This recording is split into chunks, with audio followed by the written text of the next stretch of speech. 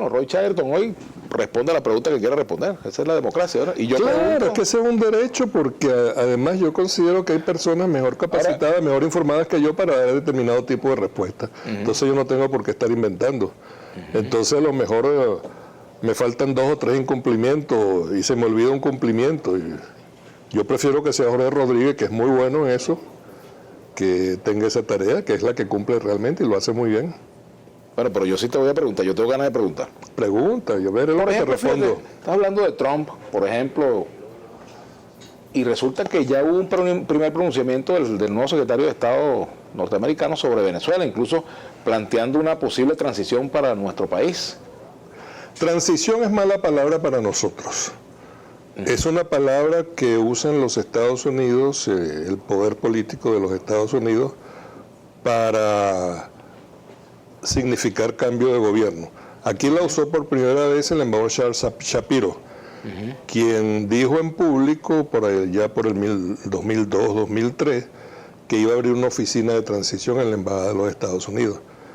La respuesta de nuestro vicepresidente José Vicente Rangel y del canciller fueron tan contundentes que no habló más del tema con nombre y apellido, el embajador. Pero de todas maneras la conspiración dirigida de la embajada ha continuado hasta ahora. Ahora, esas declaraciones son producto... Incluso con el gobierno de Trump. Voy a eso. Ese es un papel preparado en el Departamento de Estado. Un Departamento de Estado que, por cierto, nunca ha dejado de ser republicano.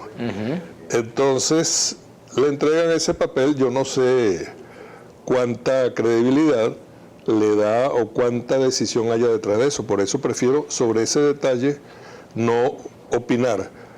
Pero debo recordar que el presidente Chávez, un gesto de buena voluntad hacia los Estados Unidos, en segundos concedió el beneplácito al embajador propuesto Larry Palmer.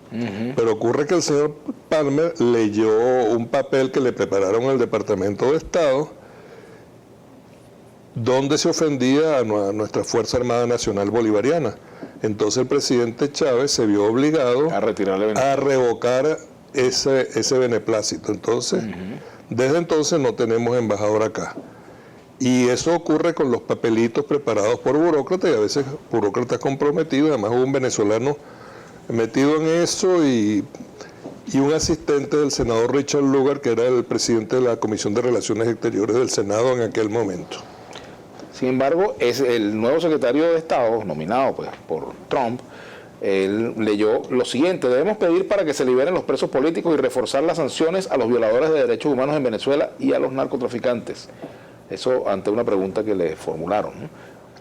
Sí, yo no creo que un secretario de Estado, por mucho que le pasen un papelito, vaya a leer algo con lo que no esté de acuerdo. Es muy difícil, ¿no? Sí, puede estar de acuerdo por estar mal informado también. Las violaciones de los derechos humanos incluyen a la oposición de este país. Desde que Chávez llegó al poder, los asesinatos, los intentos de linchamiento, todas esas son violaciones de los derechos humanos de los cuales no está informado el secretario de Estado. Una cosa son crímenes y otras son, o delitos, y otra cosa son violaciones de derechos humanos que según la doctrina clásica lo cometen los estados. Es que yo estoy en contra de la doctrina clásica. Y eso es neoclásico. Eso está muy bien, muy cultural, la acotación que estás haciendo. Porque entonces los crímenes que comete usted en nombre del Estado pueden ser más graves que los horrores que pueda cometer, por ejemplo, el terrorismo. Entonces yo creo que esas son violaciones de los derechos humanos. El secuestro, por ejemplo, es una violación de los derechos humanos horrorosa. De iniciativa privada, porque podemos entender por iniciativa privada la que toma una organización. O sea, la FARC cometió violaciones de derechos humanos. Mucha gente ha cometido violaciones de los derechos humanos. Organizaciones políticas, hay organizaciones que han evolucionado hacia diálogos y resultados de paz y de reconciliación, y a eso hay que darle la bienvenida. El nuevo secretario de Estado norteamericano era jefe, fue uno de las principales figuras, pues, jefe de la ExxonMobil, ¿no? ¿Exxon puede influir en algo en las relaciones con Venezuela? Sería lamentable que Exxon pudiera influir, porque además no es solamente las relaciones con Venezuela, además está el tema del Esequibo. Exxon no se hace. Exxon no se hace.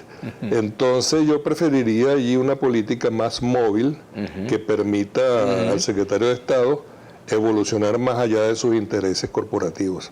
Eso es deseable. De todas maneras, seguimos esperando, manejándonos con prudencia y esperando que cuando tome decisiones o proponga decisiones en relación con Venezuela, el secretario de Estado no se deje arrastrar por los intereses corporativos. En una primera observación... Perdón, la Exxon no es nuestra amiga.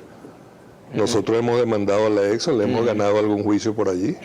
Entonces sería terrible que Exxon... Ahora, Roy, fíjate, ¿cómo evalúas tú a Trump? ¿Lo evalúas como un hombre temperamental o todo lo que hace responde a un plan? Puede ser ambas cosas. Él tuvo una gran virtud y un gran asesoramiento, diría yo también, que fue recoger las insatisfacciones de una mayoría de norteamericanos que había sido excluida. Los blancos pobres. ¿Sabes cómo llaman a los blancos pobres en los Estados Unidos?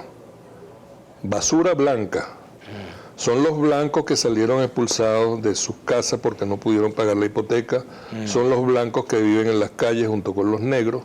Son los blancos que duermen en los carros de $500, carros usados, para poder sobrevivir. Son los blancos que hacen sus compras en los Walmart, comprando con los recortes de los cupones que encuentran en las revistas.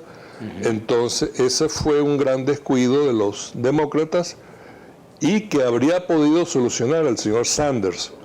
Pero el señor Sanders fue víctima de la mafia de los Clinton, que controlaban el partido, el cogollito. La decisión del Partido Demócrata de apoyar a la señora Clinton como candidata presidencial está determinada y condicionada por los superdelegados. Los superdelegados son los cogollitos. Los cogollitos son los que deciden, debido a su alta jerarquía o representatividad, quiénes pueden ser delegados a la Convención Demócrata sin necesidad de pasar por votaciones en las primarias. Y eso determinó. Sanders sí captó la angustia de los gringos excluidos de los beneficios del progreso en su país. Entonces, cuando uno ve blancos pasándola tan mal como los afroamericanos o como los latinos, entonces puede llegar a la conclusión de que el señor Trump captó el mensaje de sus oprimidos blancos. ¿Tiene algo de chavista Donald Trump? Eso está por verse. ¿Pudiera tenerlo? El que se ocupa de los excluidos, evidentemente que sí, porque uno de los grandes logros de Chávez fue incluir a los excluidos, sin excluir a los incluidos. Esa fue una gran sabiduría de Chávez y la procura de la justicia social. Sí, pues, pero no creo. Él es un empresario, Chávez es un guerrero. Digo es porque continúa presente en nuestros pensamientos y en nuestros sentimientos. ¿Te gusta que continúe Tom Shannon en el Departamento de Estado en labores para América Latina? Eso no es cuestión de gusto personal, pero debo reconocer que es un interlocutor serio. Yo recuerdo una vez, y eso demuestra